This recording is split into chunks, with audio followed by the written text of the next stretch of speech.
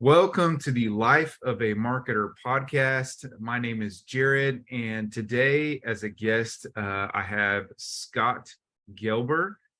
Scott is works with startup companies, and today I'm going to allow him to introduce himself as usual. Scott, tell us about yourself and what it is that you do. Yeah, I'm happy to. And thanks for having me on the show, Jared. So my name's Scott Gelber. I'm the founder of SRG Marketing. We're a demand generation agency that helps early stage SaaS startups, specifically seed and Series A startups, grow their revenue. And we do that through not only creating their demand gen strategy, but executing it as well. So prior to starting the agency, I worked in early stage SaaS startups for over 7 years as a demand generation specialist. So I've worked in a lot of different industries, whether it's real estate, corporate governance, supply chain. I've worked in different situations where we're selling to enterprise or selling to SMB. And I've seen a lot of different scenarios on how to build a demand gen program and help those companies grow.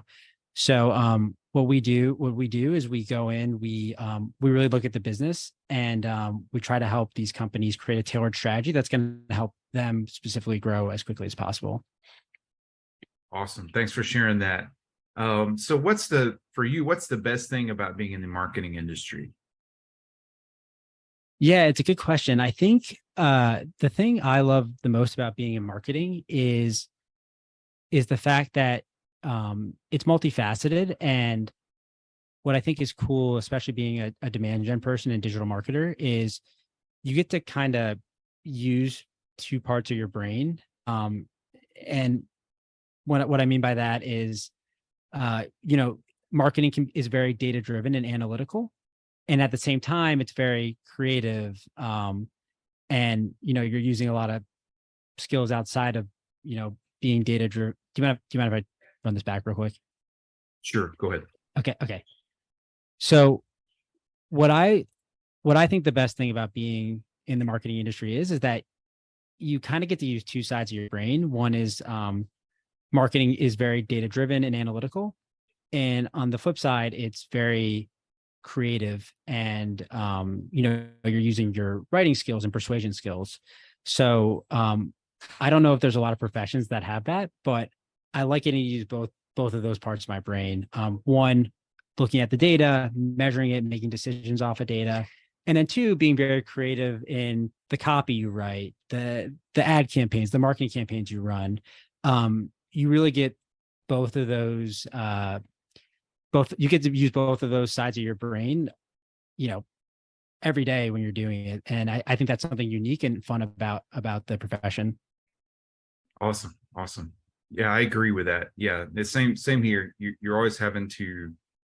There's a lot of disciplines that you have to understand when you're doing marketing. So what sort of advice do you offer to those that are in the marketing industry right now? Yeah, I think my message would be towards specifically these like early stage companies that we work with, or to people who are like just starting to get their marketing off the ground.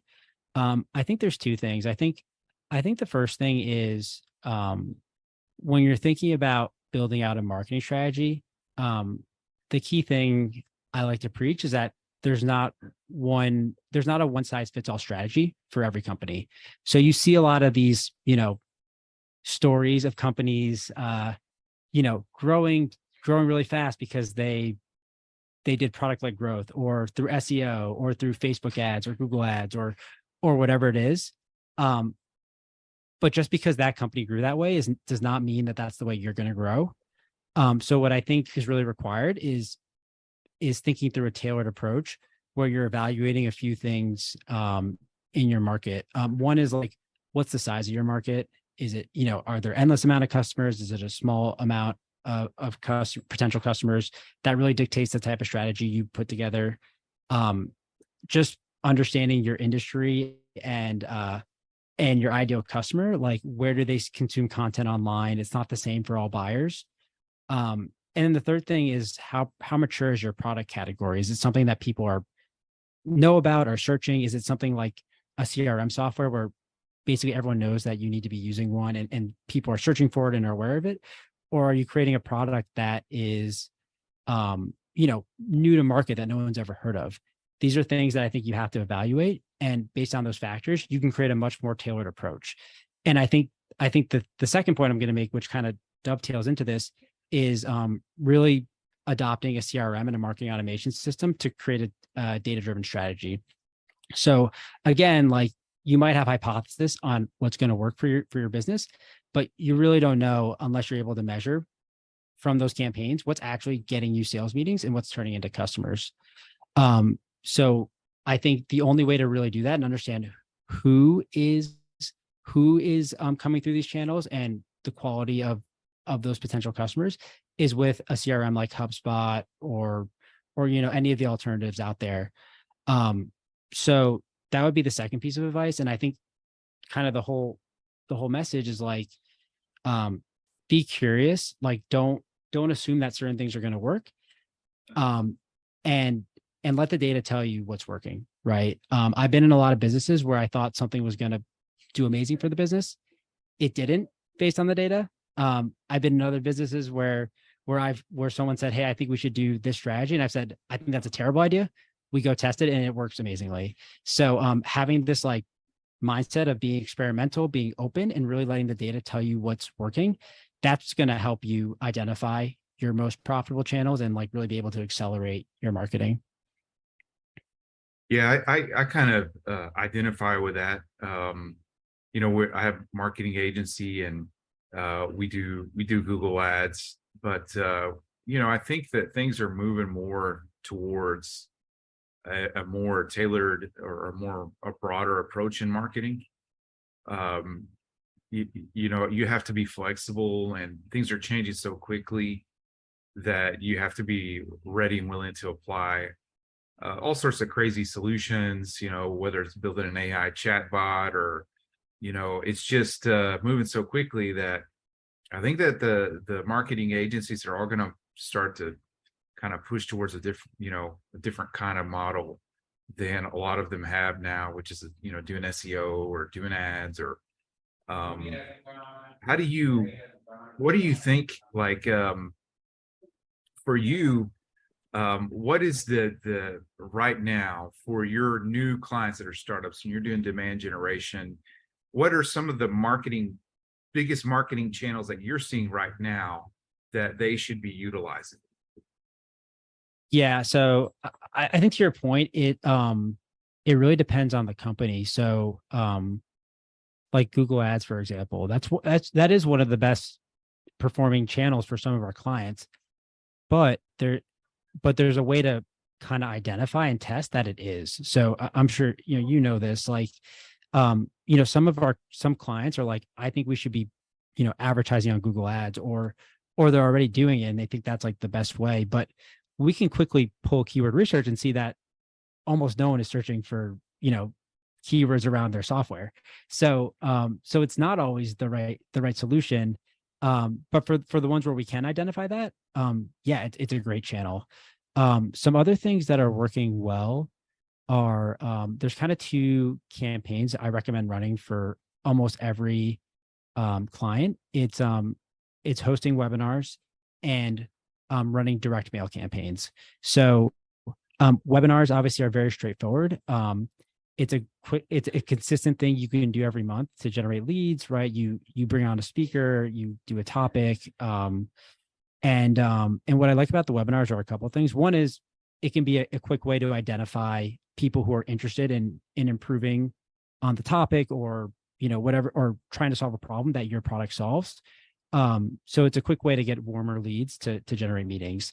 But the second thing is, at the very least, let's say no one even shows up to the webinar, you're getting all this great content that you're putting together on video, whether you're bringing on speakers or just bringing on your internal team, and that can fuel your content strategy. So there's just so many benefits to doing it, especially for these early stage companies, that I think it's a no-brainer to be doing this, to be doing it consistently and monthly. And then the third thing with it is, like, you're just constantly now establishing yourself as a thought leader in the space. Like, every month people are seeing you guys on social media, promoting new webinars, bringing on, experts, customers, peers. So that's like the first one that I think, and if it works well, again, it's a consistent thing that can get you, maybe 5 to 10 demos a month. So that's the first thing. The second thing is direct mail. So, and what I mean by that is actually sending physical gifts to people in the mail. I like to send cookies to people. And it's a strategy I've done with a lot of businesses that works really well. So you send them a physical gift like cookies. It's maybe branded with your company logo or your colors. And then you just follow up like a typical outbound, and you say, hey, like, did you get the gift I sent? I sent that as an introduction to myself and my company, and here's what we do. And I think people really appreciate it. It throws them off a little bit because they're so used to, everyone cold calling them, harassing them, saying, hey, you should take a meeting with me. It's very self-centered, but then it kind of flips the script, and you do something kind of nice for them. And usually that conversation is like different. And at the very least, they'll talk to you, right? They'll like have an open conversation with you, and maybe it's not the right fit right now for your product, but they'll tell you that, right? They'll be like, hey, like, this seems interesting, but we're using this product and our contract's up in 6 months. So it gives you just like an in to have a good sales conversation, and it usually does convert into meetings.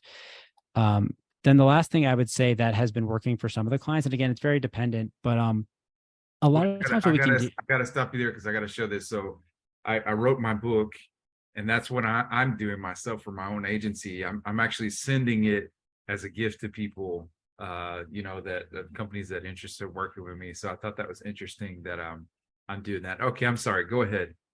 No, that's really cool. Yeah, it's like, right. It's like you're now like you're giving them a gift, right? And like I bet you your response rates reaching out to those people is going to be so much higher than if you hadn't done that. So that's awesome. The last thing I was going to say is something interesting we're doing is a lot of times through keyword research, we can see that people are searching for templates for certain things. And this has been a really great opt-in for some of our clients for a couple of reasons. One is we see search volume around it. So we feel pretty confident that's something people are looking for. Second is a lot of these SaaS companies, a lot of their product is a system of record, right? Like it's really a glorified Excel spreadsheet.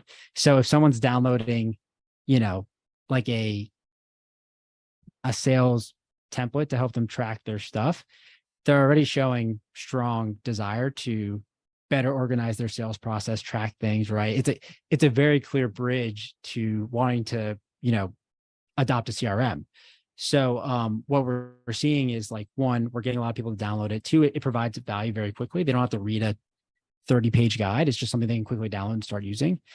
And then four, the follow-up makes a lot of sense, and people are booking meetings. So being able to create templates that are maybe like one step down from your software has been a really effective way to generate leads that turn into meetings. Awesome. Thanks for sharing all of those. If you're a SaaS, you got some good ideas for your business there. Thanks. Really appreciate that, Scott. So we're going to switch gears. Our podcast moves kind of quickly. What are some other successful people marketing like yourself that you'd like to acknowledge that should be on the podcast? Yeah. So I'll say three people. So one is Jesus McDonald. He runs a website agency and primarily works with WordPress. I've worked with him. He really knows his stuff when it comes to WordPress and creating a website that's SEO optimized and optimized for performance. I think you work with a lot of website agencies that just like make it really nice design, but don't think about those things. He does. So he's really knowledgeable in that area, and I think that's an important niche that a lot of people aren't thinking about.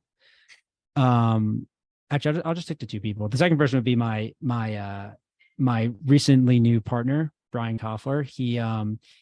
He ran demand gen at a company. Well, he was the director of demand gen at a company called Gainsight, which is a $1 billion SaaS company. And he has a lot of experience doing things similar to me. So I've learned a lot from him, and I think he has like a different perspective on all this stuff, but is also very knowledgeable. So yeah, those would be the two people who I think are worth people following. Awesome. Thanks for sharing that. And then our final question, which is just for fun, tell me the oldest technology you remember using. Yeah, so I thought about this. I think the thing that popped in my head was a VCR. I think that's the oldest thing. Uh yeah, I just remember, using that when I was a kid. The other one that came up was like a Game Boy Color, but I think that's older. I think that's older. That's younger than a VCR. So I think VCR is the answer. Awesome, awesome. Well, we've had, you can imagine, we've had all sorts of strange answers. The first person I interviewed was my mom on this podcast, and she was a smart aleck, and she answered pencil. This is the I said That's a good. That's a good. Yeah, I wasn't thinking about it that way. Yeah, I guess it's not as. It's also just anything you use that's older. So yeah, I get. I see. So that's technology. I said, okay, whatever you say, mom. Smart aleck. But we've had, transistor radio. I think is a record. I think that's the oldest that people have mentioned. But people have mentioned all sorts of strange things. So so we've had all sorts of things that people have mentioned. All right, Scott, we try to keep our podcast short, so we're gonna end it here. This is the Life of a Marketer podcast. You can catch us. We release our podcast on Tuesdays and Thursdays at 11 something. You won't catch us right on the hour because everybody does that, so we don't do that.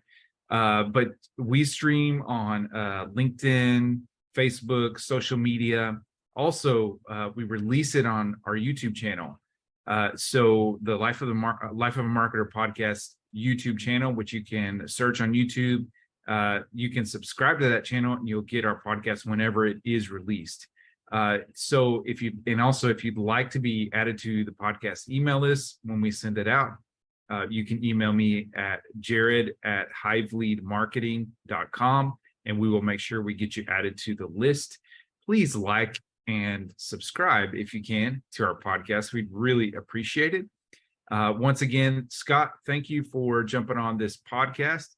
This has been the Life of a Marketer podcast, and we'll see you next week. Thank you.